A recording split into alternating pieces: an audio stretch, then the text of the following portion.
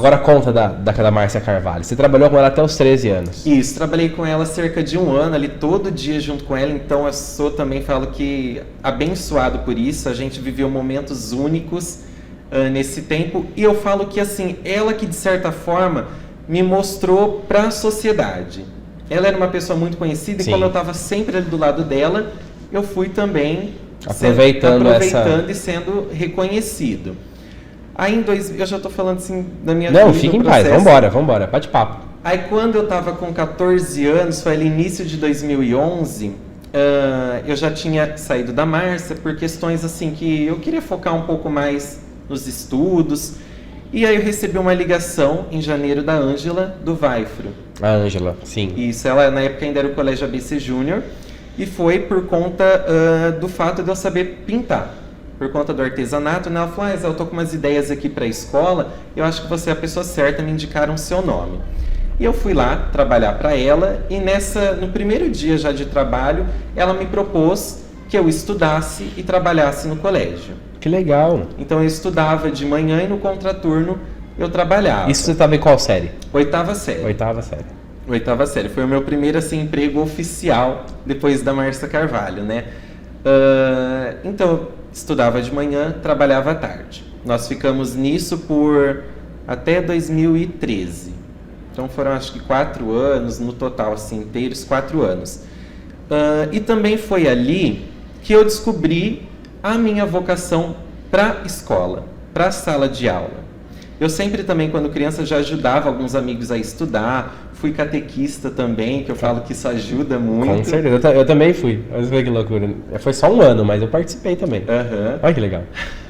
Aí eu estava na 8ª série ainda, e eu era um aluno vindo de uma escola pública, tinha acabado de entrar em um colégio particular, então as pessoas já esperavam que eu fosse ter um desempenho um pouco abaixo da média. E foi totalmente ao contrário. Que legal. Eu me saí super bem.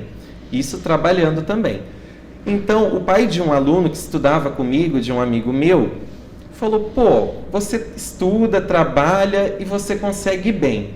Por que você não tenta dar uma aula, uma explicação para o meu filho? E eu dei uma aula para esse amigo meu, e ele fez a prova e tirou 10. Olha que legal. E era um amigo assim que tinha muita dificuldade na época. E o pessoal falava, não tem solução. E ele foi super bem. Então, a partir dali, já começaram a aparecer os meus primeiros alunos. Então, eu comecei a trabalhar com as aulas particulares. E depois, você dava aula de tudo? De tudo. Principalmente de exatas. Aí, depois, a escola vendo que a demanda por aula era muito grande, eu comecei a lecionar na própria escola. Também eu dava, então, como se fosse uma espécie de plantão. Uhum. Eu ficava lá na escola disponível para quem tivesse dúvida. Uma dificuldade. Ou alguma dificuldade, ia lá passar 1 hora comigo estudando. Aí eu fiquei lá, então, até 2011. 2013. Em 2014, o colégio fechou e eu fui estudar em Itápolis. Então, eu estudei no ângulo de lá. Foi um ano que eu só estudei. Foi um ano muito, assim, gratificante para mim também, porque teve o nascimento da minha sobrinha, certo? Filha da Rubiana. Filha da Rubiana, exato. Nasceu em fevereiro, é o amor da minha vida. Como é o nome dela? Louise Fernanda. E também foi um ano dicotômico, eu falo, porque foi muito feliz numa parte, e foi o ano no qual nós compartilhamos também de um trauma juntos, que foi aquele acidente que nós passamos. E eu lembro que foi assim, 2 semanas, se eu não me engano, antes do Enem. Ou uma semana e meia antes. Em outubro, 20 e pouco de outubro. Exato, dia 27 de outubro. E, assim, aquilo me abalou muito. Fiquei extremamente abalado, inclusive até devido à intimidade, à relação que eu tinha com a Márcia. Então, o fato ali de você passar por um trauma e perder alguém que você gosta muito... E muitas pessoas que muitas a gente pessoas, gosta muito, exato. Né? Te afeta de várias maneiras. Estava bem ali no momento do Enem. Exato. Bem, e eu falo assim também, tudo na vida eu acho que tem um propósito. Sim. Né? A gente ainda pode não entender agora, mas com o tempo a gente vai entendendo. E aquele momento da minha vida, quando nós sofremos o acidente, eu percebi que eu estava distante de mim, distante de quem eu era, da criança que eu era. Eu acho que eu estava assim com um ego muito elevado, eu me achava extremamente suficiente, eu me bastava. Então, quando eu sofri o acidente, né, eu tive uma lesão no braço, eu precisei ficar cerca de 40 dias com o braço enfaixado.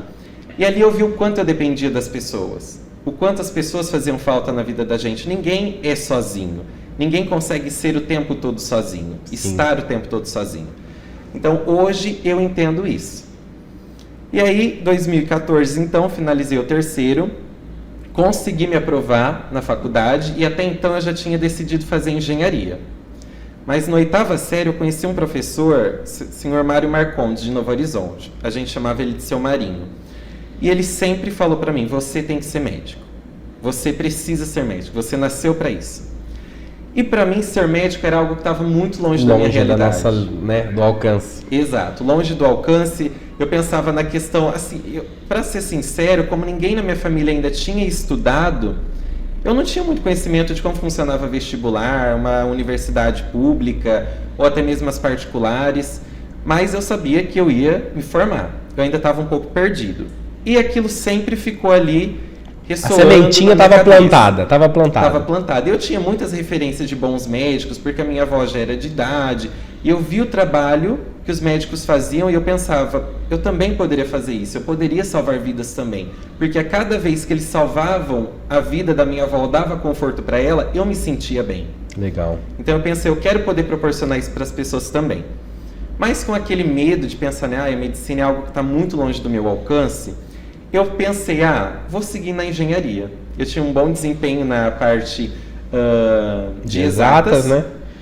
Tem a questão dos pesos das notas também, né? Exatamente. E aí eu já tinha também a referência do filho do seu Marinho. Eu falo que ele foi muito importante na minha vida, esse professor. Por isso que eu falo sempre, gente, eu também sou professor, e o quanto um professor é capaz de plantar uma semente no coração de um aluno. Exato. Ele muda uma vida com facilidade. E aí eu falei, o filho do seu Marinho é engenheiro, ele é uma pessoa que tem muito êxito na vida, na carreira, vou fazer engenharia. E fiz a engenharia também porque eu queria, assim, me desafiar. Onde que você passou? Eu passei em várias. Consegui federais, estaduais, o UENG, o FOP. Porém, eu tinha muito a questão da comodidade. Para mim, o quanto mais cômodo tivesse, que eu tivesse na minha zona de conforto, era melhor. Então eu desisti de todas elas. E até mesmo a questão do trauma que eu havia vivido, aquele, do acidente, então eu tinha medo de estar longe da minha família. Deu uma segurada, assim, né? Deu uma segurada total. E aí eu fiz um ano de cursinho em Catanduva, que foi em 2015. Aí eu fiquei um pouco ali perdido, cheguei até a prestar odonto, passei, também ganhei uma bolsa de odonto, mas eu optei pela engenharia elétrica. E aí eu fiz a escolha de estudar em Bauru, e também ganhei bolsa 100%, né? Exato, pela proximidade. E nesse mesmo ano me surgiu a oportunidade de trabalho no Ângulo. Eles passaram a reconhecer... No Ângulo de Itápolis. De Itápolis. Então você estudava em Bauru? Exato, estudava em Bauru. E trabalhava no Ângulo de Itápolis. No Ângulo de Itápolis. E em conjunto também o Ângulo daqui. Uhum. E era uma vida assim muito louca. Era batidão. Eu lembro que minha vida sempre foi muito agitada. Eu imagino. Eu entrava às 7h30 aqui em Borborema para dar aula, saía 12h30. 1h30 eu tinha que estar em Itápolis, dava aula até 4h30 e 5h15 eu tinha que pegar a van. E Bauru sempre teve um probleminha ali da questão que uma van só para passar em muitos lugares. Então a gente chegava em Borborema por volta ali de 1h da manhã fácil. Eu imagino. E era assim, eu amava aquela rotina. Eu amava, eu gosto muito de... Na hora a gente quer destruir a rotina, mas no fundo a gente ama, Exato. Né? E fora isso, eu ainda tinha as aulas particulares e eu conciliava o salão. Né? Aos finais de semana sempre dei uma mão ali para o Matheus e para a Rubiana. Foi uma rotina intensa que me deu assim muito aprendizado. Legal. Tá? Eu conheci nesse momento assim pessoas maravilhosas, pessoas incríveis. E sou eternamente grato a essa oportunidade que todas as pessoas foram me dando. E eu brinco sempre que eu nunca procurei emprego. O emprego que sempre chegou até mim.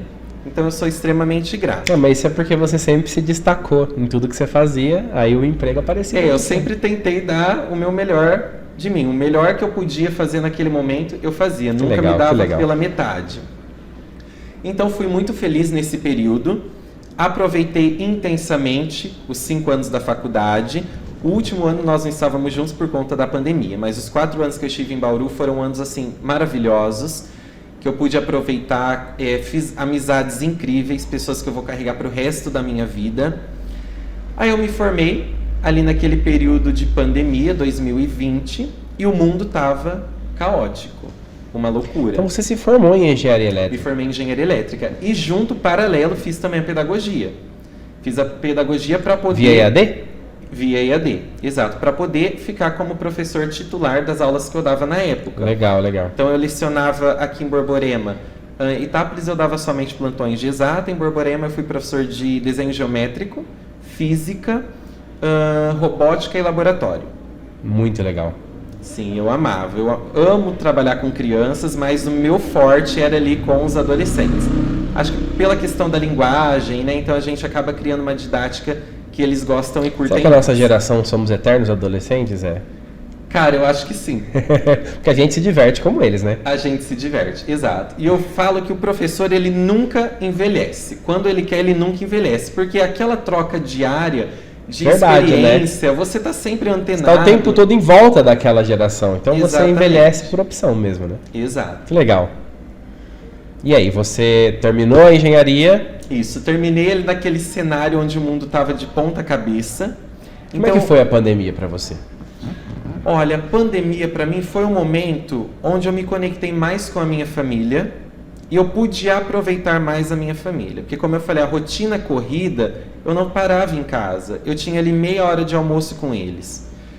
Então eu pude me aproximar, foi um momento bom, de certa forma, apesar da loucura que nós estávamos vivendo, da preocupação. Meu avô já era idoso, cardíaco, então a gente tinha aquele medo de se infectar e passar para ele.